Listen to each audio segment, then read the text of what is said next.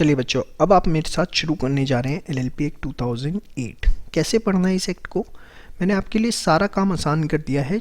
Notes मैंने आपके लिए बना दिए हैं। तो अगले जो आपके 6 वीडियोस हैं उसके अंदर आपको जो भी मैंने पढ़ा है उसके नोट्स साथ साथ हैं, तो वो आपको नोट डाउन करना है और सिर्फ आपको उतना ही रखना है। कोई आपको आईसीआई मॉड्यूल पढ़ने की ज़रूरत नहीं है। एक्चुअली आईसीआई मॉड्यूल में कंटेंट तो ठीक है, लेकिन उसका जो अरेंजमेंट है वो काफ़ी पैथेटिक तरीके से किया हुआ है, तो आप खामखा कंफ्यूज हो जाएंगे। जितना भी उसके अंदर पार्ट था वो थॉरली हमने पढ़ के और उसके लिए जितना भी रिलेवेंट मटेरियल था आपके लिए नोट्स बना दिए हैं और आपका काम सारा आसान कर दिया है। तो आपको सिर्फ इसे रिलैक्स होकर अगली 6 वीडियोज़ देखनी है और उसके नोट्स बनाने हैं और उसके बाद जो भी आपके क्वेश्चन हैं आप उसे सॉल्व करिएगा। तो चलिए शुरू करते हैं।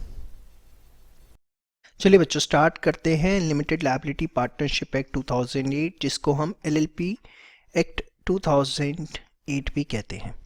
देखिए, एलएलपी एक्ट 2008 नॉर्मल पार्टनरशिप से कैसे अलग है। देखिए, जब आप नॉर्मल पार्टनरशिप की या ट्रेडिशनल पार्टनरशिप की बात करते हैं, इंडियन पार्टनरशिप एक्ट की बात करते हैं, तो उसके अंदर पार्टनर्स और पार्टनरशिप फर्म दोनों को एक ही समझा जाता है। पार्टनरशिप और पार्टनरशिप फर्म को लीगली अलग अलग नहीं माना जाता। अकाउंट्स के पॉइंट ऑफ व्यू से अलग चीज़ है, मैं लीगल एस्पेक्ट से बात कर रहा हूँ। लीगल एस्पेक्ट से इंडियन पार्टनरशिप एक्ट के अंदर पार्टनरशिप फर्म और पार्टनर्स दोनों को एक ही माना जाता है और इसी वजह से पार्टनर्स की अनलिमिटेड लायबिलिटी होती है। अनलिमिटेड लायबिलिटी होती है मतलब कि अगर पार्टनरशिप फर्म डिसॉल्व होती है और उस केस के अंदर पार्टनरशिप फर्म की लायबिलिटीज ज़्यादा है एज कंपेयर टू असेट्स, तो उस केस के अंदर होता क्या है, पार्टनर्स जो हैं उनके पर्सनल असेट्स को सेल किया जाता है to pay off the liabilities of partnership firm, to pay off sold to pay off partnership liabilities. ठीक है, ये हमारी पार्टनरशिप एक्ट जो है उसका एक सबसे बड़ा ड्रॉबैक है। जबकि एलएलपी एक्ट 2008 जो है यही एक सबसे बड़ा एडवांटेज प्रोवाइड करता है। इसके अंदर पार्टनर्स और पार्टनरशिप को सेपरेट लीगल एंटिटी माना जाता है। माना जाता है कि पार्टनरशिप जो बनी हुई है वो एक सेपरेट लीगल एंटिटी है और जो भी ट्रांजैक्शन एंटर की जा रही है उसके लिए एलएलपी रिस्पॉन्सिबल है, पार्टनर्स रिस्पॉन्सिबल नहीं है, अनलेस वो फ्रॉडुलेंट नेचर की ना हो। मतलब पार्टनर्स ने अगर इंटेंशनली कुछ ऐसा किया है कि जिससे फ़ायदा उठाया जा सके तो बात अलग है। अदरवाइज जो भी ट्रांजैक्शंस एंटर की जा रही है वो एलएलपी एंटर कर रही है, उसमें पार्टनर्स को किसी भी तरीके से रिस्पॉन्सिबल नहीं बनाया जा सकता। या मैं बड़े सरल अक्षरों के अंदर बोलूं तो अगर कल दिन डिसोल्यूशन होता है, इंसॉल्वेंसी की पोजीशन आती है, तो सिर्फ एलएलपी के असेट्स को ही सेल किया जाएगा एलएलपी की लायबिलिटीज़ को पे करने के लिए। पार्टनर्स के जो पर्सनल असेट्स हैं उनको टच नहीं किया जा सकता, जो कि पार्टनरशिप एक्ट में किया जा सकता था। तो इसीलिए एलएलपी की ज़रूरत पड़ी कि भैया एक पार्टनरशिप एक्ट आ रहा है बट वहाँ पार्टनर्स की अनलिमिटेड लायबिलिटी है। अब पार्टनरशिप फर्म ने कुछ डिसीजंस लिए या कुछ लोन वगैरह ले लिए और उसकी वजह से बिजनेस कल दिन नुकसान में आ गया या नहीं चल पाया, तो भैया ये क्या तुम पार्टनर्स के अपने पर्सनल असेट्स बेचना शुरू कर दो। तो उसी की ज़रूरत समझी गई और एलएलपी एक्ट ड्राफ्ट किया गया। तो मेन पर्पस क्या है वो मैंने आपको यहाँ लिख के दिया है, ये आप नोट करिएगा। In case of LLP, transactions are entered by LLP itself. It has separate legal existence in the eyes of law. Partners are not responsible for transactions entered by LLP unless it is fraudulent in nature. However, in traditional partnership, partners have unlimited liability for transactions entered by partnership firm, as partnership is not considered as separate legal entity. ये line आप कहीं पे भी लिख सकते हैं। ये main purpose है कि एलएलपी एक्ट की हमें ज़रूरत क्यों पड़ी, क्योंकि पार्टनरशिप एक्ट के अंदर पार्टनर्स की अनलिमिटेड लायबिलिटी होती थी, जिसकी वजह से बहुत नुकसान होता था। कल दिन पार्टनरशिप फर्म डिसॉल्व हो गई, उसके असेट सफिशिएंट नहीं है टू पे ऑफ लायबिलिटीज़, तो पार्टनर्स के पर्सनल असेट्स बेचे जाते थे। लेकिन एलएलपी ने उस ड्रॉबैक को ओवरकम किया। और कैसे ओवरकम किया कि यहाँ पर एलएलपी को एक सेपरेट लीगल एंटिटी का स्टेटस दिया गया, जिसकी वजह से पार्टनर्स की लिमिटेड लायबिलिटी हो गई। और कल दिन अगर पार्टनरशिप फर्म को डिसॉल्व करना पड़ता है, एलएलपी को डिसॉल्व करना पड़ता है, तो सिर्फ एलएलपी के असेट्स को बेचा जाएगा to pay off the liabilities of business, partners के पर्सनल असेट्स को नहीं बेचा जाएगा। तो सिंपल वर्ड्स में मैंने आपको एलएलपी बता दिया क्या है। अब जो मैं आपको बता रहा हूँ सिर्फ इतना नोट डाउन करना है और कुछ आपको करने की ज़रूरत नहीं है। देखिए, पूरे एलएलपी के अंदर टोटल 81 सेक्शंस हैं और 4 शेड्यूल्स हैं। हमारे सिलेबस में सारा पार्ट नहीं है, बहुत लिमिटेड पार्ट हमारे सिलेबस में, और जो है उसके नोट्स मैं आपको सामने प्रोवाइड कर रहा हूँ, ये सारा आपको नोट डाउन करना है। अब 4 शेड्यूल्स जो हैं उसमें फर्स्ट शेड्यूल बात करता है राइट्स एंड ड्यूटीज़ की, पार्टनर्स के एज वेल एज एलएलपी के, ठीक है, including where there is no agreement. देखिए, जैसे पार्टनरशिप एक्ट के अंदर एक पार्टनरशिप डीड होती थी, सेम वे एलएलपी के अंदर भी पार्टनरशिप डीड होती है, जिसके अंदर पार्टनर्स अपने mutually rights and duties, profit sharing ratio, कौन कितनी कैपिटल लाएगा, सब कुछ डिसाइड करते हैं। सब कुछ सेम होता है, जो पार्टनरशिप एक्ट में होता है वही एलएलपी में होता है। यहाँ पे भी पार्टनरशिप डीड बनती है। The only difference is partnership के केस में अनलिमिटेड लायबिलिटी होती है, उसको सेपरेट लीगल एंटिटी नहीं माना जाता है। एलएलपी के केस में there is a separate legal entity and because of that there is a limited liability. तो फर्स्ट शेड्यूल के अंदर बात की जाती है कि पार्टनर्स के बीच में जो पार्टनरशिप डीड बनी है उसके हिसाब से क्या राइट्स एंड ड्यूटीज़ होंगे, और अगर उन्होंने कोई आपस में कुछ राइट्स एंड ड्यूटीज़ डिफाइन नहीं किए, पार्टनरशिप डीड के अंदर नहीं लिखा हुआ, तो एलएलपी एक्ट में जो लिखा हुआ है वो मान लिया जाएगा। सेकेंड शेड्यूल के अंदर बात की गई है कि अगर कोई पार्टनरशिप फर्म एलएलपी में कन्वर्ट होना चाहती है तो उसके लिए क्या पूरा का पूरा प्रोसेस है, ठीक है। सिर्फ आपको इतना ही पता होना चाहिए, प्रोसेस हमारे सिलेबस में नहीं है फिलहाल।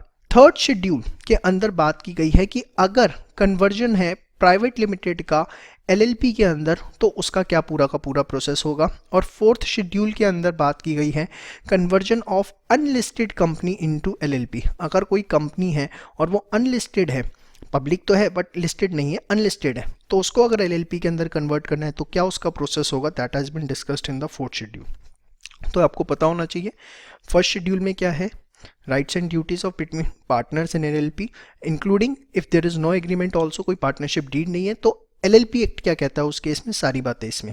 जैसे आपने देखा था पार्टनरशिप एक्ट में था सेक्शन 13, जिसके अंदर हम बात करते थे कि प्रॉफिट शेयरिंग रेशियो इक्वल होनी चाहिए, इंटरेस्ट ऑन कैपिटल नहीं दिया जाएगा, सेम में सारी बातें हैं फर्स्ट शेड्यूल में। Second schedule conversion of firm into LLP, third schedule conversion of private limited into LLP, और फोर्थ शेड्यूल बात करता है conversion of unlisted company into LLP की, ठीक है। फटाफट एक बार सारा नोट डाउन करिए फास्ट। चलिए बात करते हैं अथॉरिटीज़ की। तो एलएलपी के लिए 2 अथॉरिटीज़ है, one is ministry of corporate affairs and second is registrar of company, जिसी को हम यहाँ पर रजिस्ट्रार ऑफ एलएलपी के नाम से भी जानते हैं। CG central government has the authorities to frame rules and can amend by notification in official gazette. Central government को अथॉरिटी दी गई है कि वो कभी भी कोई भी रूल ड्राफ्ट कर सकती है और उसे अमेंड कर सकती है एक्ट के अंदर through notification in official gadget. Question आने के चांसेस रेयर है, फिर भी आपको पता होना चाहिए। Major benefits of partnership act, इसके ऊपर 1 मार्क का क्वेश्चन पूछा जा सकता है। तो आपको क्या लिखना है, बेनिफिट्स ऑफ लिमिटेड लायबिलिटी, क्योंकि यहाँ पर लिमिटेड लायबिलिटी एलएलपी में, with flexibility of agreeing terms and conditions on mutual agreement. इसका मतलब कि पार्टनर्स जो हैं वो आपस में पार्टनरशिप डीड बना सकते हैं। देखिए यही सबसे बड़ा फायदा है कि पार्टनरशिप डीड आपको आपस में जैसी बनानी है वैसी बनाइए, जो मर्जी कैपिटल रखिए, इंटरेस्ट ऑन कैपिटल रखिए, प्रॉफिट शेयरिंग रेशियो रखिए, कुछ भी रखिए।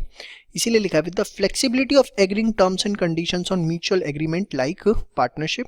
और उसके साथ साथ क्या एडवांटेज दे दिया कि लिमिटेड लायबिलिटी होगी, अनलाइक इंडियन पार्टनरशिप एक्ट जहां पर अनलिमिटेड लायबिलिटी होती है। समझ में आई बात? श्योर। इसके बाद एक क्वेश्चन आपसे पूछा जा सकता है, LLP is hybrid between company and a partnership. 3 number तक का ये क्वेश्चन आपसे आ सकता है, पूछा जा सकता है। या LLP is a alternative corporate vehicle, इसके ऊपर कमेंट करने के लिए। तो देखिए इसमें आपको क्या लिख के आना है, सबसे पहली चीज कि yes because it's a separate legal entity. Second, separate legal entity है मतलब इसका क्या मतलब है, इसमें आप लिख के आएंगे in the eyes of law partners of LLP and LLP are separate legal entities. All assets and liabilities of LLP belongs to LLP, not to the partners of LLP। जो भी assets and liabilities हैं वो LLP के हैं, उसके partners के नहीं हैं, क्योंकि in the eyes of law दोनों separate legal entities हैं। Second, there is a limited liability। limited liability का मतलब इसमें लिखेंगे in case of dissolution only assets of LLP will be disposed of to pay off liabilities of LLP।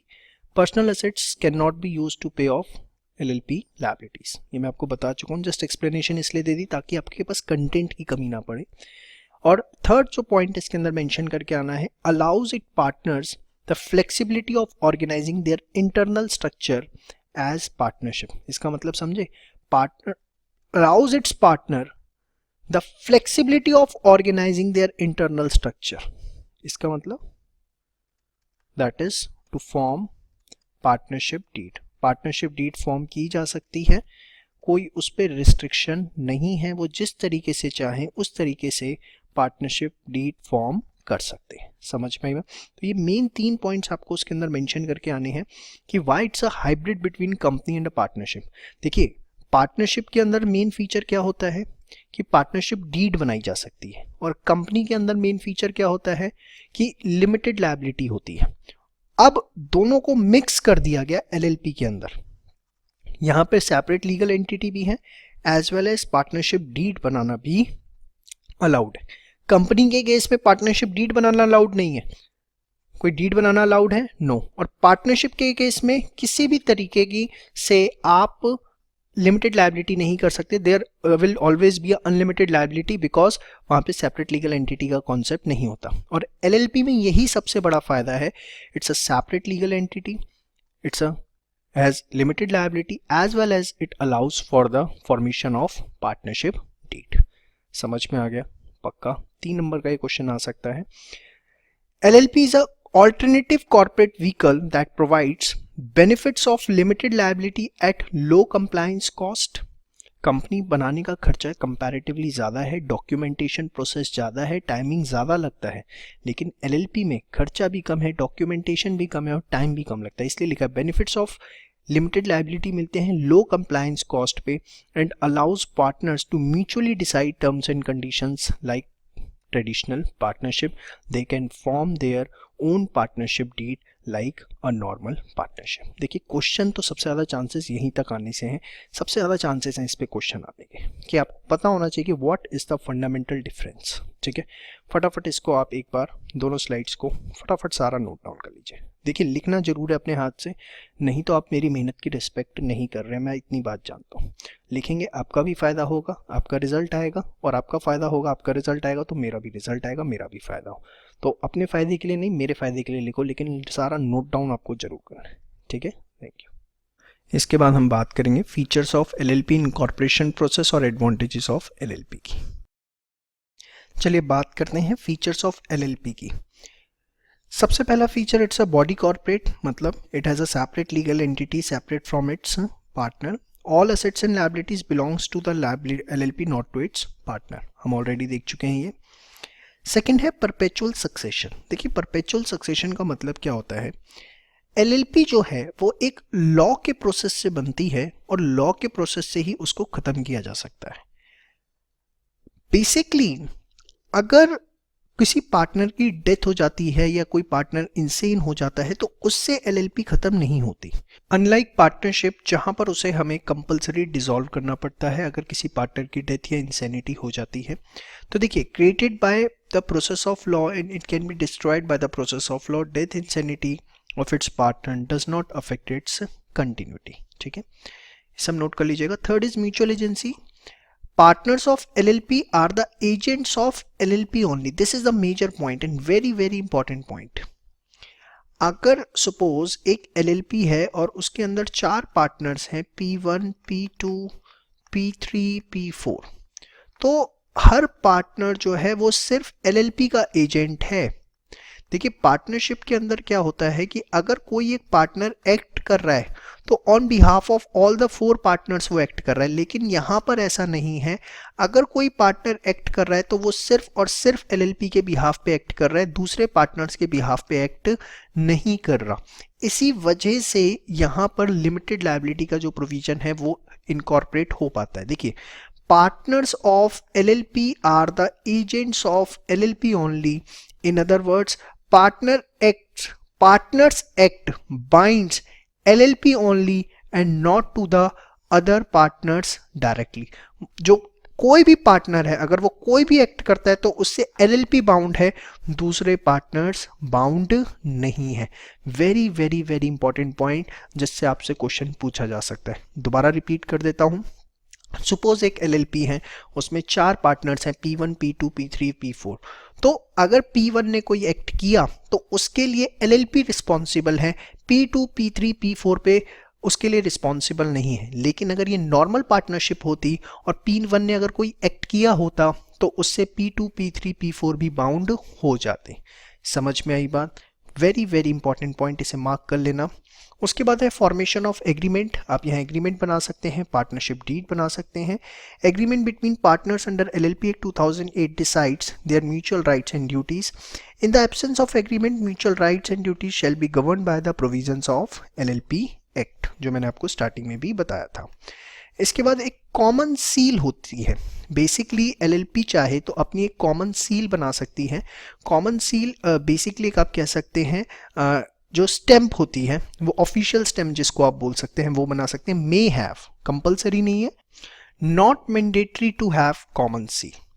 अब अगर कोई official stamp है LLP की तो उसे कैसे रखा जाएगा? Shall be under the custody of some responsible official, shall be affixed in the presence of at least 2 designated partners of LLP. इसका मतलब क्या है कि अगर वो कभी भी अफिक्स की जाती है, मतलब ऑफिशियल स्टैम्प किसी भी एक प्रॉपर डॉक्यूमेंट के ऊपर लगाई जाती है, तो जब उसे स्टैम्प को लगाया जा रहा है, किसी भी डॉक्यूमेंट के ऊपर अफिक्स किया जा रहा है, तो उस समय कम से कम 2 डेजिग्नेटेड पार्टनर्स जो हैं वो होने चाहिए। ठीक है, तो होगा क्या उस केस में? कॉमन सील लगेगी, this stamp is a common seal, और 2 पार्टनर्स जो हैं P1 P2 डेजिग्नेटेड पार्टनर्स मतलब जिनको वो अथॉरिटी दी गई है, वो अपने यहाँ पर साइन करेंगे।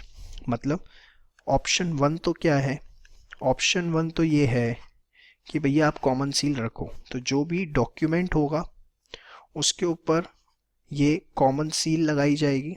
ठीक है, मतलब ऑफिशियल स्टैम्प जिसको आप बोल सकते हैं वो लगाई जाएगी, और यहाँ पर साइन होगा, साइंड बाय डेजिग्नेटेड पार्टनर्स, और कम से कम 2 डेजिग्नेटेड पार्टनर्स जो हैं वो उसे साइन करेंगे, तब माना जाएगा। ऑप्शन 2 आप ऑफिशियल स्टैम्प ना रखो, सिर्फ जो डेजिग्नेटेड पार्टनर्स हैं उनके सिग्नेचर आप मैंडेटरी कर दो कि वो साइन करेंगे। ठीक है, तभी माना जाएगा, तो उस केस में स्टैम्प की ज़रूरत नहीं है। तो अगर कॉमन सील है तो हर ऑफिशियल डॉक्यूमेंट पे एलएलपी की कॉमन सील लगना जरूरी है, और जब वो सील लग रही है तो उस समय 2 डेजिग्नेटेड पार्टनर्स की प्रेजेंस जरूरी है। और प्रेजेंस कैसे चेक की जाएगी? कि उनके वहाँ पर उसके ऊपर साइन होंगे। सपोज कॉमन सील लगी हुई है और पार्टनर्स के साइन नहीं है, इसका मतलब उस टाइम पर वो अवेलेबल नहीं थे, और अवेलेबल नहीं थे मतलब वो कॉमन सील जो है उसकी कोई रेलिवेंसी नहीं रह जाती। तो मोटी मोटी बातें, कॉमन सील क्या मैंडेटरी है? जी नहीं है। तो कोई दिक्कत है? नहीं जी। किसके पास होनी चाहिए? Shall be in the custody of some responsible official, वो कोई पार्टनर भी हो सकता है, कोई मैनेजर भी हो सकता है, लेकिन जब भी उसे फिक्स किया जाएगा, किसी भी डॉक्यूमेंट पे लगाया जाएगा, तो कम से कम 2 डेजिग्नेटेड पार्टनर्स एलएलपी के वहाँ होने चाहिए। और वो कैसे पता लगेगा कि वो थे या नहीं? वो उसको साइन करेंगे ऑफिशियल सील के नीचे। समझ में आया? वैसे बेटर तो ये होता है कि कॉमन सील हो तो ज़्यादा अच्छा रहता है, बाकी नहीं है तो कंपलसरी भी नहीं है। नेक्स्ट एलएलपी के बारे में आपको सब पता है। लिमिटेड लायबिलिटी इसका पता ही है, since every partner is agent of LLP only, वो सिर्फ एजेंट है, not of other partners, therefore liability of partners will be limited to their agreed contribution. वो अनलिमिटेड लायबिलिटी नहीं है, उनके पर्सनल असेट्स को टच नहीं किया जाएगा। और इसका एक रीज़न अभी हमने पहले भी देखा था म्यूचुअल एजेंसी का, कि म्यूचुअल एजेंसी में क्या है, पार्टनर जो है वो सिर्फ एलएलपी का एजेंट है, उसके एक्ट से दूसरे पार्टनर्स रिस्पॉन्सिबल या लायबल नहीं होते। फिर management of business, partners of LLP are entitled to manage the business. Only designated partners are responsible for legal compliances. Legal compliances के लिए जिन partners को designate किया गया, authority दी गई है, वो ही सिर्फ उस चीज के लिए responsible होंगे। समझ में आई बात? श्योर।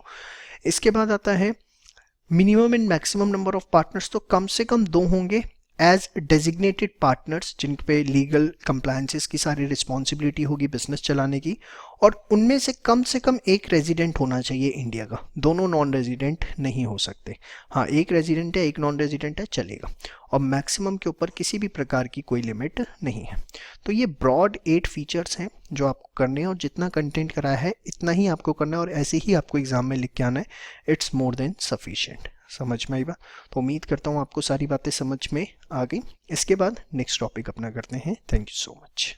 चलिए अब कुछ स्पेशल पॉइंट्स की बात करते हैं। कुछ भी इस पे नया नहीं है, लेकिन आपको थोड़ी सी जानकारी होगी, अपने हाथ से लिखा होगा तो ज़्यादा अच्छा है। सबसे पहले, while forming the LLP, intention should be to share profits from lawful business. It cannot be formed for charitable or non-economic purpose. Same partnership में जो था कि intention should be to share the profits. अगर आप NPO form करना चाहते हैं तो आप उसे partnership as well as LLP form में भी उसे आप रजिस्टर नहीं कर सकते। Central government has the power to investigation by appointment of competent authority. अगर सेंट्रल गवर्नमेंट को लगता है कि एलएलपी में कुछ ही तरह की कोई फ्रॉडुलेंट एक्टिविटी चल रही है, तो सेंट्रल गवर्नमेंट के पास ये पावर है कि वो इन्वेस्टिगेशन ऑर्डर कर सकती है किसी भी कॉम्पिटेंट अथॉरिटी से। जो भी मर्जर होगा, एमलगमेशन होगा या कन्वर्जन होगा एलएलपी का, वो सारा एलएलपी एक्ट के प्रोविजंस के हिसाब से होगा। ठीक है। उसके बाद foreign LLP is LLP incorporated outside India which established place of business with in India. ये फॉरेन एलएलपी आपसे पूछा जा सकता है क्या होता है। कोई भी ऐसी एलएलपी जो कि इनकॉर्पोरेट तो हुई है, रजिस्टर तो हुई है, बट वो आउटसाइड इंडिया रजिस्टर हुई है, लेकिन उसका प्लेस ऑफ बिजनेस इंडिया के अंदर है, तो हम उसको फॉरेन एलएलपी मानेंगे। और ये जो है पार्टनर बन सकती है इंडियन एलएलपी के अंदर। मतलब सपोज इंडिया में एक एलएलपी बनी, ठीक है, और उसमें 3 पार्टनर्स हैं, P1, P2, और ये जो तीसरा पार्टनर है ये एक फॉरेन एलएलपी है। और इस फॉरेन एलएलपी जो है ये यूके में रजिस्टर है, जिसका प्लेस ऑफ बिजनेस जो है वो इंडिया के अंदर है। तो एक एलएलपी दूसरी एलएलपी के अंदर पार्टनर बन सकती है, पहली चीज। और दूसरी चीज, it can be foreign LLP also. और फॉरेन एलएलपी क्या होता है, जो कि आउटसाइड इंडिया इनकॉर्पोरेटेड है, लेकिन उसका प्लेस ऑफ बिजनेस कहाँ है, विद इन इंडिया। समझ में आई बात? जरूरी नहीं कि एलएलपी के जो पार्टनर्स हैं वो ह्यूमन बींग्स ही होंगे, ये मैं आपको बता दूं। देखिए, पार्टनरशिप के अंदर बड़े ध्यान से समझिएगा, पार्टनरशिप के अंदर भी और एलएलपी के अंदर भी जरूरी नहीं है कि जो पार्टनर्स हैं वो सिर्फ फिजिकल पर्सन ही होंगे, वो ह्यूमन बीइंग ही होंगे। इसमें कोई फॉरेन एलएलपी, कोई कंपनी, ये भी जो है कोई भी एक बॉडी कॉर्पोरेट जो है वो भी पार्टनर हो सकती है। समझ में आई बात? श्योर? क्यों? देखिए डेफिनेशन याद करिए क्या लिखा हुआ है। इट इज रिलेशन बिटवीन या relationship between 2 or more persons। Yes और नो? और वो जो persons हैं that can be the natural person और that can be the artificial person। वो natural person भी हो सकते हैं और वो artificial person भी हो सकते हैं। और artificial person में कौन कौन आता है? It can be LLP और it can be company। Partnership जो है, जो नॉर्मल पार्टनरशिप है, ट्रेडिशनल पार्टनरशिप, वो आर्टिफिशियल पर्सन भी नहीं होती। मतलब समझे आप? मैं एलैबोरेट करके समझाता हूँ। सपोज एक पार्टनरशिप है ABC, ठीक है, एक LLP है XYZ, ठीक है, और एक कंपनी है MNP। ये आर्टिफिशियल पर्सन नहीं है। क्यों? क्योंकि ये सेपरेट लीगल एंटिटी नहीं है। ये आर्टिफिशियल पर्सन है, ये आर्टिफिशियल पर्सन है।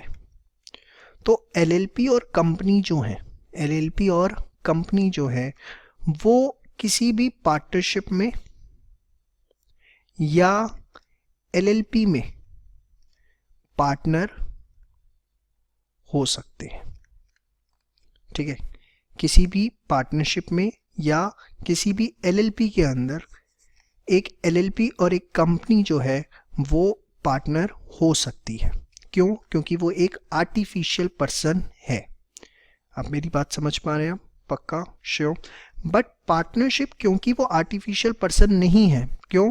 क्योंकि not a separate legal entity, वो एक सेपरेट लीगल एंटिटी नहीं है, तो इस वजह से वो किसी भी पार्टनरशिप फर्म में या एलएलपी में पार्टनर नहीं हो सकती। देखिए और सिंपल फॉर्म में लिख दिया मैंने, partnership can not be a partner और share holder in any partnership, LLP or company because it is not a separate legal entity. However, LLP or company can be a partner or shareholder in any partnership, LLP or company because it is separate legal entity या आप कहिए artificial person। अब समझ में आ गया? इससे आसान आपको कुछ नहीं मिल सकता। समझ में आया? श्योर। तो foreign एलएलपीज, LLP incorporate outside India which establish place of business with in India, और ये एक इंडियन एलएलपी के अंदर पार्टनर बन सकती है। समझ में आया? और इसी से मिलता जुलता एक हमने काफ़ी अच्छा पॉइंट डिस्कस कर लिया जिस पे क्वेश्चन आ सकता है। डॉक्यूमेंट्स फाइलिंग जो भी होगी एलएलपी की वो सारी कंप्यूटराइज्ड होगी।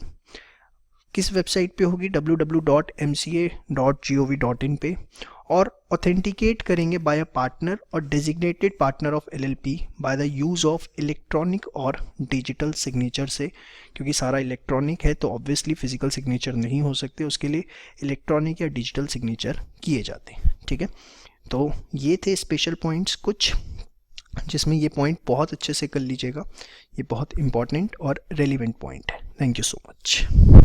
अब बात करते हैं बेटा एडवांटेजेस क्या हैं एलएलपी फॉर्म के। तो सबसे पहला एडवांटेज तो है easy to form, legal compliances बहुत कम है as compare to formation of company. Limited liability है जो आप ऑलरेडी पढ़ चुके हैं, एज इट इज़ कॉपी कर लीजिएगा।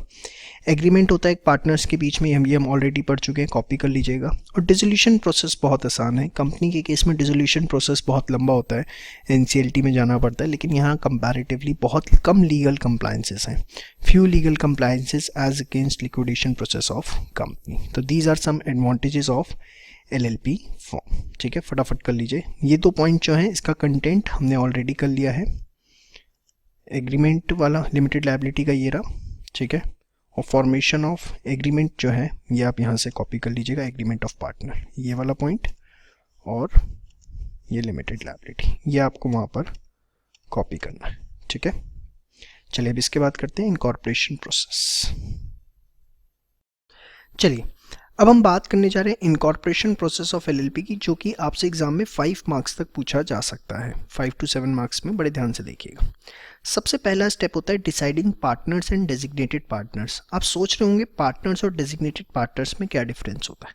देखिए फंडामेंटल डिफरेंस ये होता है कि जो डेजिग्नेटेड पार्टनर्स हैं उसके पास कंपैरेटिवली ज़्यादा राइट्स होते हैं डिसीजंस लेने के, और डेजिग्नेटेड पार्टनर्स जो होते हैं वो साइनिंग अथॉरिटीज़ होते हैं। सपोज अब एक एलएलपी है, उसके अंदर 20 पार्टनर्स हैं, तो 20 के 20 पार्टनर्स के चेकबुक पे तो साइन करवाए नहीं जाएंगे। अगर कोई एलएलपी को चेक इशू करना है तो क्या उस पर 20 के 20 पार्टनर्स के साइन होंगे? तो इन 20 पार्टनर्स में से किसी 2 को या 3 पार्टनर्स को डेजिग्नेटेड पार्टनर बना दिया जाता है कि आप साइनिंग अथॉरिटी हैं, आप तीनों के साइन होंगे तो वो चेक क्लियर मान लिया जाएगा। तो डेजिग्नेट, जैसे कंपनी के केस में डायरेक्टर्स होते हैं जिनके पास पावर्स होती है to take the various decisions, same way LLP के केस में डेजिग्नेटेड पार्टनर्स होते हैं जिन पे कंपैरेटिवली ज़्यादा राइट्स होते हैं टू टेक द डिसीजंस। बस इतना सा डिफरेंस है।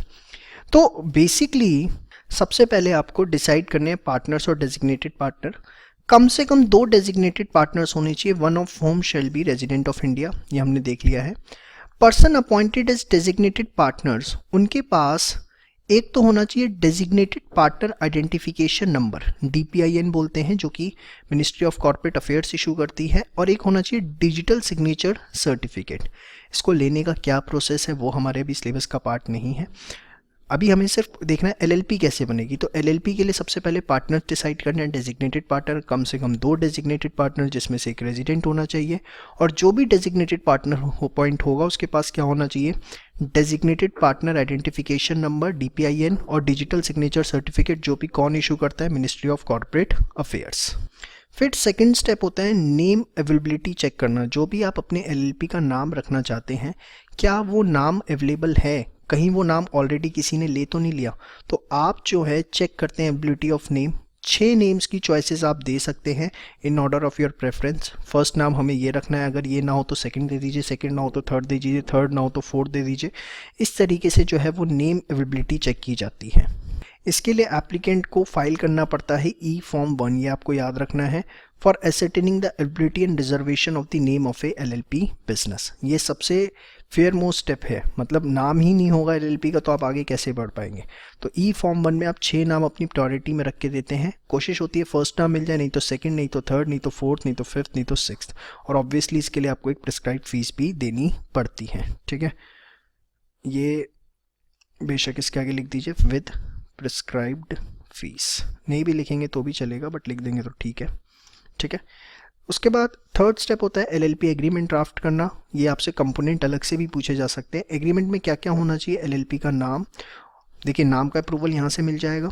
उसके बाद एलएलपी एग्रीमेंट बनेगा जिसपे नेम ऑफ एलएलपी होगा, एड्रेस पार्टनर्स का, डेजिग्नेटेड पार्टनर्स का, किस तरीके से वो कंट्रीब्यूट कर रहे हैं, क्या प्रॉफिट शेयरिंग रेशियो है, उनका रेमुनरेशन क्या है, राइट्स एंड ड्यूटीज़, बिजनेस क्या होगा, रूल्स क्या है एलएलपी के, details of registration office in India to which all the communications will be made and received. Suppose LLP की 10 ब्रांचेज हैं तो कोई ना कोई तो एक हेड ऑफिस होगा ना, ये थोड़ा ना कोई भी डॉक्यूमेंट 10 की 10 ब्रांचेस पे भेजा जाएगा। तो एक हेड ऑफिस होता है जहाँ पर सारे के सारे कम्युनिकेशन मतलब ऑफिशियल डॉक्यूमेंट्स भेजे जाएंगे या वहीं से आप रिसीव कर सकते हैं। ठीक है, तो first is deciding partner and designated partner, second is name availability, third is drafting the LLP agreement जिसमें ये सब चीज़ें होनी चाहिए। ये लास्ट टाइम समझ में आ गई। एक रजिस्टर्ड ऑफिस की डिटेल देनी होगी जहाँ पर कोई भी कम्युनिकेशन का मतलब है डॉक्यूमेंट्स, अगर किसी को भी कोई डॉक्यूमेंट भेजना है तो वो इसी एड्रेस पे भेजेगा और मान लिया जाएगा कि एलएलपी को उस एड्रेस पे वो डॉक्यूमेंट मिल गया, उसे नंबर ऑफ ब्रांचेस पे उसके भेजने की ज़रूरत नहीं है। या एलएलपी भी अगर कोई डॉक्यूमेंट भेजेगी तो वो अपने रजिस्टर्ड ऑफिस के एड्रेस से ही भेजेगी। ठीक है, फिर इसके बाद ई फॉर्म 2 एंड ई फॉर्म 3 बोला जाता है। ई फॉर्म 2 में क्या डिटेल्स देनी होती हैं कि LLP propose to be incorporated, उसका क्या नाम है, पार्टनर्स डेजिग्नेट जो अप्रूवल ऑलरेडी आ चुका है, पार्टनर्स डेजिग्नेटेड पार्टनर की डिटेल्स होती हैं ई फॉर्म 2 में, और कंसेंट लेटर, ये इंपॉर्टेंट है, मीन एफिडेविट लेना पड़ता है पार्टनर से या डेजिग्नेटेड पार्टनर से कि एलएलपी बनने के बाद वो एग्री करते हैं कि वो उस एलएलपी के पार्टनर या डेजिग्नेटेड पार्टनर बनने के लिए तैयार है। ठीक है, इसके बाद ई फॉर्म 3 जाता है जिसके अंदर जो अपने एलएलपी एग्रीमेंट बनाया है वो भेजना होता है। Filing of E form 3 containing LLP agreement with in 30 days of incorporation of LLP. ठीक है, इसके बाद फिफ्थ आता है जो रजिस्ट्रार है एलएलपी का will issue the certificate of incorporation along with the LLPIN, that is limited liability partnership identification number. ये एक यूनिक आइडेंटिफिकेशन होता है हर एलएलपी का जिससे उसका स्टेटस पता लगता है कि वो कहाँ पर, ये बेसिकली मिनिस्ट्री जो है कॉर्पोरेट अफेयर्स की अपने पास सारे डिटेल्स मेंटेन करती है और हर एलएलपी को एक यूनिक एलएलपिन दिया जाता है जिससे उसकी आइडेंटिफिकेशन की जाती है। जैसे एक सिंपल सी बात है, हर पर्सन का एक नाम होता है, ठीक है, या हमारा आधार कार्ड है बेसिकली जैसे हर किसी का इंडिविजुअल, सेम वे एलएलपी के लिए क्या है, एलएलपिन। समझ में आ गया। After satisfying that all the legal formalities required have been completed, जब एलएलपी जो है का रजिस्ट्रार है वो देख लेता है कि जो भी लीगल फॉर्मेलिटीज़ थी वो सारी की सारी पूरी हो चुकी हैं, तो वो एक सर्टिफिकेट ऑफ इनकॉर्पोरेशन इशू करता है, एलएलपिन इशू करता है, जो कि कॉन्क्लूसिव एविडेंस है कि एलएलपी बन चुकी है और मान लिया जाता है कि उस दिन से एलएलपी एग्जिस्टेंस में आ गई। तो बेसिकली इनकॉर्पोरेशन प्रोसेस में क्या क्या है, पहले पार्टनर और डेजिग्नेटेड पार्टनर डिसाइड करने हैं, फिर नेमेबिलिटी चेक करनी है, फिर एलएलपी एग्रीमेंट बनाना है, फिर ई फॉर्म 2 और ई फॉर्म 3 जाएगा जिसके अंदर कुछ सर्टेन डिटेल्स होंगी, और उसके बाद जब सारी लीगल फॉर्मेलिटीज़ पूरी हो जाएंगी तो एलएलपी का जो रजिस्ट्रार है वो एक सर्टिफिकेट ऑफ इनकॉर्पोरेशन इशू करेगा और उस सर्टिफिकेट ऑफ इनकॉर्पोरेशन के साथ एक एलएलपिन होगा जो कि यूनिक आइडेंटिफिकेशन नंबर है for any LLP. So this is the incorporation process of LLP, very very important, same as it is copy paste करके आना है, कुछ भी प्लस माइनस आपको इसमें करने की ज़रूरत नहीं है, सारी मेहनत हम ऑलरेडी कर चुके हैं। ठीक है जी। अब इसके बाद आपका है difference between LLP and partnership and LLP and company, जिसके लिए आप पीडीएफ या अपना मॉड्यूल जो है वो रेफ़र कर सकते हैं। सेम है एकदम, कोई उसमें प्लस माइनस नहीं, आप मॉड्यूल से इसे रेफ़र कर सकते हैं। एलएलपी एंड पार्टनरशिप और एलएलपी एंड कंपनी के बीच में डिफरेंस, ठीक है। तो इसी के साथ आपका ये एलएलपी एक्ट जो है समाप्त होता है। Thank you. इसके आप बहुत अच्छे से नोट्स बना लीजिए और जितना आपको करवाए इससे ज़्यादा आपको कुछ भी करने की ज़रूरत नहीं है। Partners and their relations. Eligibility to be partners. Section 22 of LLP Act 2008 क्या कहता है? On the incorporation of LLP, the person who subscribed their names to the incorporation document. देखिए, जब LLP फॉर्म होती है, इनकॉर्पोरेशन का जो डॉक्यूमेंट होता है जो आप रजिस्ट्रार पे फाइल करते हैं, उस पे जिन जिन पर्सन्स का नाम मेंशन किया जाता है एज ए सब्सक्राइबर, वो सारे के सारे आफ्टर इनकॉर्पोरेशन जो है पार्टनर बनते हैं, या कोई भी other person may become a partner of LLP by and in accordance with the LLP agreement. तो मेन तो इसमें आपको ये ध्यान रखना है कि जो भी इनकॉर्पोरेशन डॉक्यूमेंट को साइन करता है वो जैसे ही इनकॉर्पोरेट हो जाती है एलएलपी, वो उसका पार्टनर बन जाता है। Next, relationship of partners. तो देखिए, बड़ी सिंपल सी 3 चीज़ें इसमें ध्यान रखनी है जो आपको यहाँ पे दी है मैंने, कि जो भी राइट्स एंड ड्यूटीज होंगे किसके, पार्टनर्स ऑफ एलएलपी के, that will be as per the LLP agreement. और अगर उसमें किसी भी प्रकार का कोई भी चेंज होता है तो वो चेंज रजिस्ट्रार के पास फाइल करना है with in a prescribed manner. और अगर किसी प्रकार से कोई राइट एंड ड्यूटी एग्रीमेंट में स्पेसिफाई नहीं है जिसको लेके कोई कॉन्ट्रडिक्शन आता है, तो that shall be determined by the provisions contained in first schedule. जो फर्स्ट शेड्यूल है एलएलपी एक्ट का, उसमें जो प्रोविजंस कंटेन्ड है उसके हिसाब से हम डिसाइड करेंगे। समझ में आई बात? There after cessation of partnership interest. देखिए, जैसे एक नॉर्मल पार्टनरशिप में रिटायरमेंट होता है, सेम वे एलएलपी के अंदर पार्टनर चाहे तो एलएलपी को छोड़ सकता है। कैसे? A partner may cease to be a partner in LLP either as per agreement, कि सपोज कुछ एग्रीमेंट में स्पेसिफाइड था उस हिसाब से, या कभी भी by giving a notice of not less than 30 days, कम से कम 30 दिन का नोटिस देके वो कभी भी एलएलपी को छोड़ सकता है। ठीक है, ये तो हो गया आपका फर्स्ट पॉइंट। इसके बाद second, a person shall cease to be a partner of LLP. कोई व्यक्ति सीज मतलब क्या होता है? टू स्टॉप, मतलब एलएलपी का पार्टनर नहीं होगा। कब से? ऑन हिज डेथ और डिसोल्यूशन ऑफ एलएलपी, या तो उस व्यक्ति की डेथ हो जाती है, एलएलपी का डिसोल्यूशन हो जाता है, या declare to be of unsound mind by a competent court, or has applied to be adjudicated as an insolvent or declared as an insolvent. मतलब पहली चीज, या तो डेथ हो जाए या डिसोल्यूशन हो जाए एलएलपी का, या वो डिक्लेयर हो जाए अनसाउंड माइंड का, या अगर वो कोर्ट में अप्लाई कर देता है, डिक्लेयर हो ये जरूरी नहीं है, applied it to be adjudged as an insolvent, वो कोर्ट में अप्लाई कर देता है कि भैया मुझको इंसॉल्वेंट डिक्लेयर कर दिया जाए, तो उसी दिन से वो एलएलपी का पार्टनर नहीं है। This is something very important that can be asked in the exam, बड़े ध्यान से देखिए।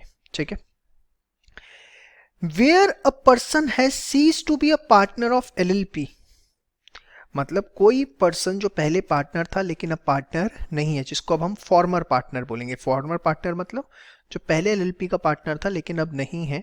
The former partner is to be regarded as still being a partner of LLP. Former partner को भी एलएलपी का पार्टनर माना जाएगा अनलेस, जब तक the person has noticed that the former partner has ceased to be a partner of LLP।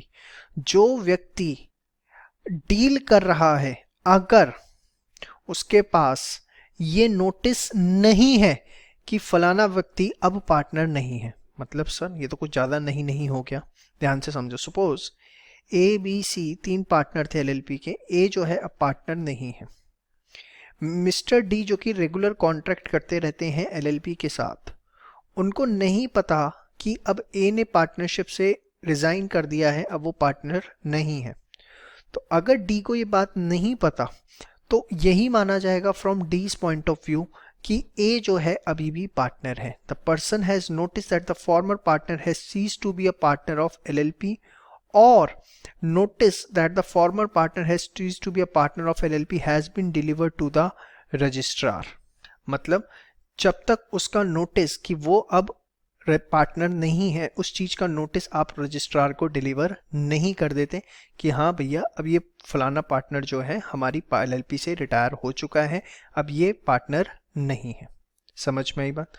तो याद रखना फॉर्मर पार्टनर को भी पार्टनर माना जाएगा अगर उसका नोटिस रजिस्ट्रार के पास नहीं पहुंचा कि वो अब पार्टनर नहीं है, या the person has notice that the former partner has ceased to be a partner of LLP, या जो व्यक्ति उसके साथ डील कर रहा है LLP के साथ उसके पास ये नोटिस होना चाहिए कि अब मिस्टर ए जो है वो पार्टनर नहीं है। देखिए कायदे से क्या होता है, प्रैक्टिकली जैसे ही अगर कोई पार्टनर LLP से रिटायर होता है उसी समय रजिस्ट्रार को नोटिस दे देना चाहिए, क्योंकि रजिस्ट्रार को नोटिस पहुंच गया तो इट इज़ सेल्फ सफिशिएंट। देखिए यहाँ पे भी और लिखा हुआ है ना कि ये मान लिया जाएगा कि अब जो फॉर्मर पार्टनर है वो पार्टनर नहीं है। ठीक है, उसके बाद on cessation of partner from the LLP the former partner is not discharge from any obligation which he incurred while being a partner. As a partner अगर उसने कुछ ऑब्लिगेशंस इनकर की थी तो उसके लिए वो लायबल रहेगा। ठीक है, नेक्स्ट, फॉर्मर पार्टनर और a person entitled to his share from the LLP, जो फॉर्मर पार्टनर है वो LLP से क्या लेने का हकदार है, जितना उसने अमाउंट ऑफ कैपिटल कंट्रीब्यूट किया था। His right to share in the accumulated profits of the LLP after the deduction of accumulated loss. तो जैसे आप नॉर्मल पार्टनरशिप में करते हैं, पार्टनर जब रिटायर होता है उसको जितना कैपिटल है और जो भी रिवैल्यूएशन के प्रॉफिट्स आते हैं और जो भी आपका एक्यूमुलेटेड प्रॉफिट्स होते हैं जैसे डिस्ट्रीब्यूट करते हैं, सेम वे ट्रीटमेंट होगा। ठीक है, उसके बाद after cessation former partner has no right to interfere in the management of LLP। कोई राइट नहीं है उसके पास LLP की मैनेजमेंट में इंटरफेयर करने का। तो ये 3 पॉइंट्स आप लिख लीजिए और जितना येलो अंडरलाइन किया है ये आपको बहुत अच्छे से पता होना चाहिए। फटाफट पहले यहाँ तक करिए, बाकी बातें बाद में। Registration of changes in partners, बड़े ध्यान से देखिएगा, इंपॉर्टेंट है, इस पे क्वेश्चन आ सकता है। अगर पार्टनर जो LLP में पार्टनर है उसका नाम चेंज होता है या एड्रेस चेंज होता है तो उसके बारे में उसे LLP को विद इन 15 डेज इन्फॉर्म करना है। Every partner shall inform the LLP of any change in his name or address within 15 days of such change. और अगर वो ऐसा नहीं करता है तो पार्टनर पे पेनल्टी लग सकती है, मिनिमम 2,000 रुपये की और मैक्सिमम 25,000 रुपये की। उसके बाद LLP shall where a person becomes or ceases to be a partner file a notice with the registrar within 30 days from the date he becomes or ceases to be a partner। अगर कोई नया व्यक्ति LLP में partner बनता है या कोई existing partner LLP छोड़ के जाता है तो उसकी इंफॉर्मेशन LLP को रजिस्ट्रार को देनी पड़ेगी with in 30 days. Where there is any change in the name of address of the partners, file a notice with the registrar within 30 days of such change।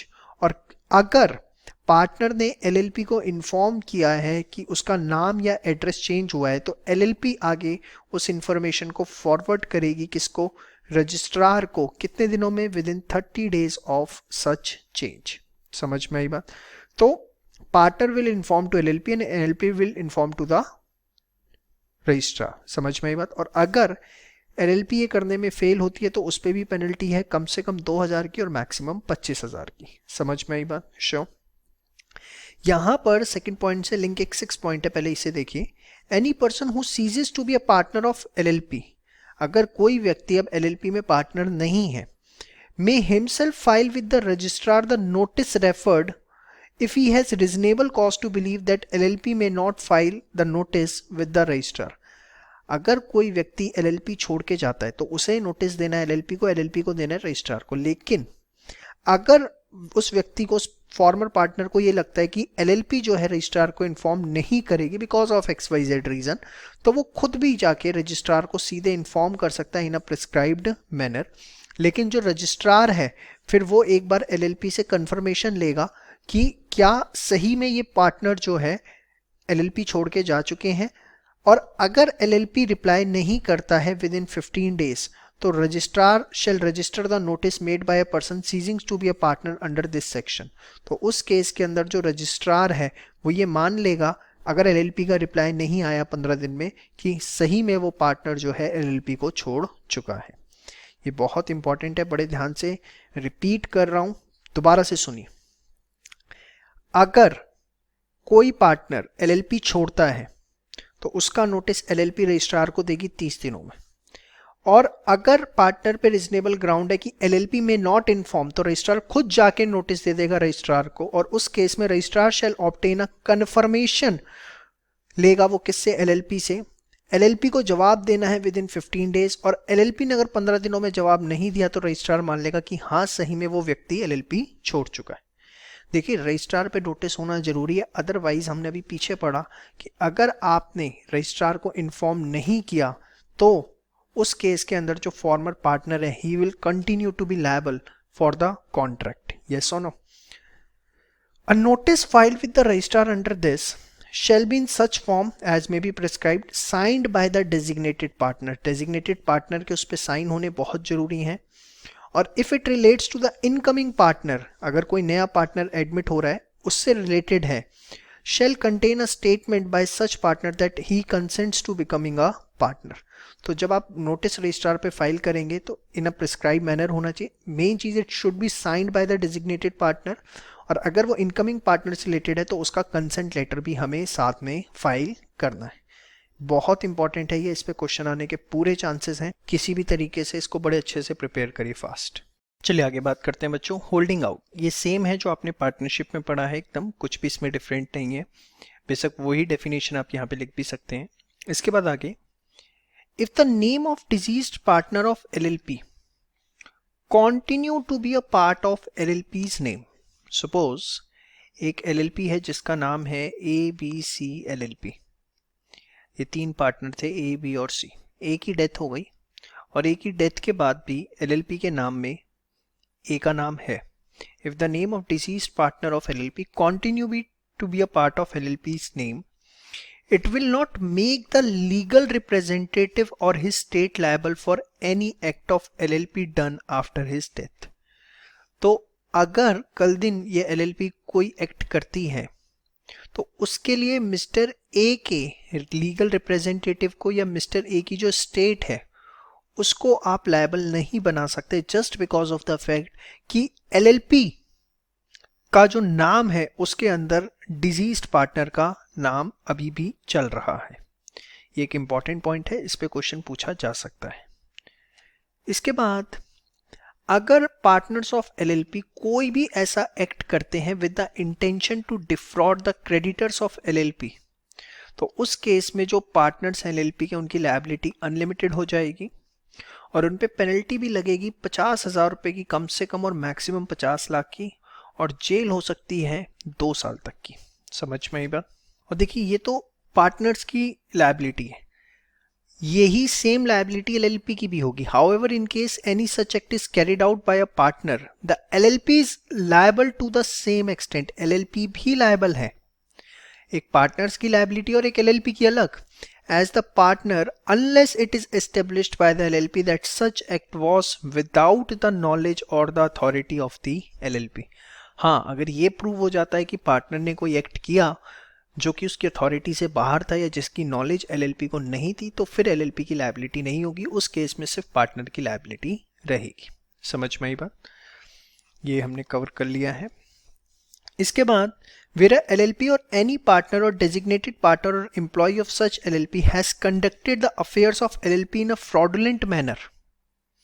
Sir ये तो हमने अभी पढ़ा है कि पार्टनर ने कुछ फ्रॉड किया, तो देखिए यहाँ पर क्या लिखा हुआ है, LLP कोई पार्टनर या उसका कोई एम्प्लॉय कोई भी ऐसा काम करता है फ्रॉडुलेंट मैनर में, स्कोप वाइडर है, वहां सिर्फ पार्टनर की बात की गई थी। They shall be liable to pay compensation to any person who has suffered any loss or damage by the reason of such conduct। तो उनको जो है कंपनसेशन पे करना पड़ेगा जिसको भी नुकसान हुआ उनके कंडक्ट की वजह से। However, LLP shall not be liable if any such partner or designated partner or employee has acted fraudulently without knowledge of the LLP। तो वही लाइन यहाँ पर कि एलएलपी लायबल नहीं होगी अगर पार्टनर या एम्प्लॉय ने वो एक्ट फ्रॉडेंटली किया है और अपनी अथॉरिटी से बाहर जाकर किया है। पेनल्टी इंपॉर्टेंट है, क्वेश्चन पूछा जा सकता है उसके ऊपर। इसके बाद आता है विसल ब्लोइंग। विसल ब्लोइंग क्या है? अगर कोई पार्टनर एलएलपी की कोई इन्वेस्टिगेशन में हेल्प करता है या एलएलपी में कोई ऐसा मेजर फ्रॉड है उसको पकड़वाने में कोई पार्टनर हेल्प करता है, तो बेसिकली उस पार्टनर को जो है कहीं ना कहीं कुछ ना कुछ बेनिफिट मिलना चाहिए। तो उसके लिए कोर्ट को ये पावर दी गई है कि कोर्ट चाहे तो उसकी कुछ पेनल्टी रिड्यूस कर सकती है या पूरी की पूरी वेव कर सकती है। The court or tribunal may reduce or waive any penalty leviable against any partner or employee of a LLP if it is satisfied that LLP has provided useful information during investigation of such LLP, कि उस partner or employ ने कुछ useful information provide करी है। Where any information given by any partner or employee leads to LLP or any partner or employee of such LLP being convicted under this act or any other act। तो सीधी सी बात, whistle blowing से नाम पता लग जाता है कि कोई भी पार्टनर या एम्प्लॉय किसी भी तरीके से हेल्प करता है इन्वेस्टिगेशन में, तो कोर्ट पे पावर है कि उसकी पेनल्टी को या तो रिड्यूस कर दे या वेव ऑफ कर दे। ठीक है, फटाफट करिए यहाँ तक। चलिए बात करते हैं एलएलपी की फाइनेंशियल डिस्क्लोजर्स की। फाइनेंशियल डिस्क्लोजर से रिलेटेड जो प्रोविजन है वो सेक्शन 34 और सेक्शन 35 के अंदर है और बहुत ही सिंपल प्रोविजन है। सबसे पहली बात क्या कही गई है कि जो भी एलएलपी के बुक्स ऑफ अकाउंट्स होंगे या तो वो कैश बेसिस पे होने चाहिए या एक्रूअल बेसिस पे। ऐसा नहीं है कि आप दोनों का मिक्सचर यूज कर रहे हैं। सेकेंड चीज, it should be as per the double entry book keeping. ये नहीं है कि आप सिंगल एंट्री के हिसाब से इनकम्प्लीट रिकॉर्ड्स मेंटेन कर रहे हैं। थर्ड चीज, ये रिकॉर्ड्स आपको मेंटेन करने हैं रजिस्टर्ड ऑफिस में। फोर्थ चीज, कितने टाइम के लिए? For such period as may be prescribed. जितने साल प्रिस्क्राइब किए गए हैं उतने सालों के लिए आपको मेंटेन करने हैं और जनरली ये 8 ईयर्स होते हैं। तो बेसिकली 4 बातें, बुक्स ऑफ अकाउंट्स मेंटेन करनी है कैश बेसिस या एक्रूअल बेसिस पे, डबल एंट्री होना चाहिए रजिस्टर्ड ऑफिस में और for a period as may be prescribe. इसके अलावा एलएलपी को एक statement of account and insolvency जो है वो प्रिपेयर करनी होती है हर फाइनेंशियल ईयर की, और उसका मैक्सिमम टाइम है 6 months from the end of such financial year. मतलब कि लेट अस एज्यूम 2018-19 है, तो 2018-19 जो है वो 1 अप्रैल 18 से लेके 31 मार्च 2019 तक होता है। तो जिस दिन वो एंड होता है उसमें आप 6 मंथ्स ऐड कर दीजिए, तो 30 सितंबर 2019 तक वो आपकी बन जानी चाहिए। और सिर्फ बन नहीं जानी चाहिए, it shall be signed by the designated partner, और उसे हमें सबमिट करना होता है रजिस्ट्रार को in prescribed manner with prescribed fees. ठीक है, तो सिर्फ बनाना is not sufficient, it should be signed as well as submitted to the registrar in a prescribed manner. Apart from that, जो थर्ड एस्पेक्ट आता है, accounts of LLP to be audited as per the rules prescribed. However, central government may exempt any class of LLP from the requirements by notification in the official gazette। ये क्या है? बड़े ध्यान से देखिए। जो भी LLP है उसके भी बुक्स ऑफ अकाउंट्स ऑडिट होंगे जैसे कंपनी के ऑडिट होते हैं। ऑडिट मतलब जो चार्टर्ड अकाउंटेंट उनको चेक करता है और अपनी रिपोर्ट देता है कि फाइनेंशियल स्टेटमेंट सही है या नहीं। लेकिन सेंट्रल गवर्नमेंट को ये पावर है कि किसी स्पेसिफिक कैटेगरी की LLPs को एग्जेम्प्ट किया जा सकता है। सपोज कोई ये नोटिफिकेशन नहीं, मैं एज्यूम आपको एक एग्जांपल दे रहा हूँ सिर्फ हाइपोथेटिकल, कि सेंट्रल गवर्नमेंट ने एक नोटिफिकेशन निकाल दिया कि जो भी एलएलपी फर्म, एलएलबी मतलब एडवोकेट्स की फर्म है, वो बेसिकली उनको ऑडिट करवाने की जरूरत नहीं है। तो ये सेंट्रल गवर्नमेंट पे पावर है, सेंट्रल गवर्नमेंट ऐसा कर सकती है अगर वो चाहे तो, और उसके लिए नोटिफिकेशन ऑफिशियल गैजेट में निकलेगा। अगर एलएलपी प्रोविजंस के साथ कंप्लाई नहीं करती है तो क्या होगा? Any LLP which fails to comply with the provisions of this section shall be punishable with a fine which shall not be less than 25,000 but may be extended to 5 lakh। मतलब अगर LLP provisions के साथ comply नहीं करती है तो 25,000 रुपए से लेके 5 लाख रुपए तक की पेनल्टी लग सकती है। बहुत इंपॉर्टेंट है, बड़े ध्यान से देखिए इसको। और सिर्फ LLP पे फाइन नहीं लगेगा, साथ में डेजिग्नेटेड पार्टनर पे भी फाइन लगेगा। The with fine which shall not be less than 10,000 but may be extended to 1 lakh, मतलब डेजिग्नेटेड पार्टनर जो है उसकी पर्सनल लायबिलिटी होगी और कम से कम 10,000 की पेनल्टी और मैक्सिमम 1 लाख रुपए तक की पेनल्टी उसको भी देनी पड़ सकती है। तो ये बहुत इंपॉर्टेंट है, आपको पता होना चाहिए कि मिनिमम पेनल्टी एलएलपी पे कितनी लगेगी, मिनिमम पेनल्टी डेजिग्नेटेड पार्टनर पे कितनी लगेगी और मैक्सिमम कितनी हो सकती है और कब लगेगी, जब सेक्शन 34 के प्रोविजंस आपने कंप्लाई नहीं किए, जो कि अभी आपने देखे। ठीक है, इसके बाद एनुअल रिटर्न सेक्शन 35, बहुत ही simple. Every LLP shall file annual return duly authenticated with the registrar within 60 days from the closure of financial year in the form and the manner accompanied by such fees as may be prescribed। मतलब क्या है इसका, देखिए basically है क्या, annual return में क्या होता है, कंपनी को अपने फाइनेंशियल स्टेटमेंट्स और उसके अलावा कुछ प्रिस्क्राइब्ड इन्फॉर्मेशन जो है वो सबमिट करवानी होती है। तो उन्होंने वही बोला कि 2018-19 है जैसे, तो ये एंड होता है 31 मार्च 2019 को, इसमें आप 60 डेज जोड़ दो तो मोटा मोटा जो है ये 30 मई 2019 आपका आएगा। तो 30 मई 2019 तक आपको अपनी एनुअल रिटर्न, जिसमें mainly financial statements plus other prescribed information होती है, वो आपको रजिस्ट्रार के पास सबमिट करवानी है in a prescribed manner with prescribe fees. और अगर आप ऐसा नहीं करते हैं तो पेनल्टी लगेगी और पेनल्टी सेम है as section 34, that is LLP पे 25,000 से 5 लाख रुपए तक की और डेजिग्नेटेड पार्टनर पे 10,000 से लेके 1 लाख रुपए तक की। तो पेनल्टी एकदम सेम है जो सेक्शन 34 के अंदर है, आप पढ़ के भी देख सकते हैं। तो ये था financial disclosure, one of the important part of LLP act 2008। बड़े अच्छे से इसको प्रिपेयर करिएगा। चलिए बात करते हैं कन्वर्जन इनटू एलएलपी की। देखिए बहुत सिंपल है, अगर कोई पार्टनरशिप फर्म है, आप उसे एलएलपी में कन्वर्ट करना चाहते हैं तो इट इज पॉसिबल, और उसके लिए प्रोविजंस जो सेकंड शेड्यूल के अंदर स्पेसिफाइड हैं वो अप्लाई होंगे। सेम वे अगर कोई प्राइवेट कंपनी है उसको आप एलएलपी में कन्वर्ट करना चाहते हैं तो उसे आप कर सकते हैं, और उसके लिए जो प्रोविजंस इस चैप्टर में है as well as in third schedule वो अप्लाई होंगे। अनलिस्टेड पब्लिक कंपनी है उसको भी आप एलएलपी में कन्वर्ट कर सकते हैं, और जो फोर्थ शेड्यूल में प्रोविजंस हैं वो अप्लाई होंगे। शेड्यूल नंबर जो है आपको याद रखने। अब registration and effect of registration ये आपसे पूछा जा सकता है सेक्शन 58। देखिए आप रजिस्ट्रार के पास अप्लाई करते हैं for conversion of firm, private company, unlisted company, जो भी आप कन्वर्ट करना चाहते हैं एलएलपी के अंदर, और जो भी डॉक्यूमेंट्स हैं वो सब सबमिट कर देते हैं, प्रिस्क्राइब फीस आप जमा करवा देते हैं, तो उसके बाद रजिस्ट्रार आपको एक सर्टिफिकेट ऑफ रजिस्ट्रेशन देगा। Registrar on being satisfied from conversion of firm, private company or unlisted public company will issue the certificate of registration। ठीक है, उसके बाद जब आपको एलएलपी से एलएलपी का सर्टिफिकेट ऑफ रजिस्ट्रेशन मिल जाएगा, तो सपोज आपकी प्राइवेट कंपनी थी जिसको आपने एलएलपी में कन्वर्ट किया, तो जो भी प्राइवेट कंपनी का आपका रजिस्टर्ड ऑफिस था उसका जो भी रजिस्ट्रार है उसको आप जो है इन्फॉर्म करेंगे कि आपने प्राइवेट कंपनी को एलएलपी में कन्वर्ट कर लिया। The LLP shall within 15 days of the date of registration, जिस दिन उसे रजिस्ट्रेशन का सर्टिफिकेट मिला उसके 15 दिनों के अंदर, inform the concerned registrar of firms or registrar of companies as the case में भी।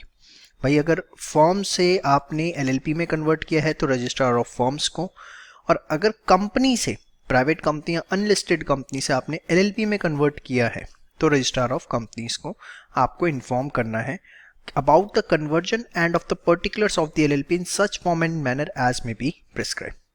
ये जो मैंने पोर्शन कट किया है ये आपको याद करने की जरूरत नहीं है। तो फर्स्ट पॉइंट ये लिखेंगे, सेकेंड पॉइंट ये लिखेंगे, थर्ड पॉइंट ये नहीं लिखना, आपको ये लिखना है, upon such conversion LLP and partners of newly converted LLP shall be bound by the provisions of various schedules। और एक बार कन्वर्जन हो गया तो जो भी LLP एक्ट के अंदर प्रोविजंस दिए हुए हैं, शेड्यूल्स दिए हुए हैं, उससे LLP और उसके पार्टनर्स जो है वो बाउंड होंगे। तो पहली चीज आपको इसमें याद रखनी है, फर्म को, प्राइवेट कंपनी को, अनलिस्टेड पब्लिक कंपनी को, लिस्टेड को नहीं, अनलिस्टेड पब्लिक कंपनी को आप LLP में कन्वर्ट कर सकते हैं। कौन से शेड्यूल नंबर्स हैं ये पता होने चाहिए, उसका क्या इफेक्ट होगा, this is the first, this is second and this is the third point. Very important, बहुत अच्छे से इसको आप एक बार नोट डाउन कर लीजिए फास्ट।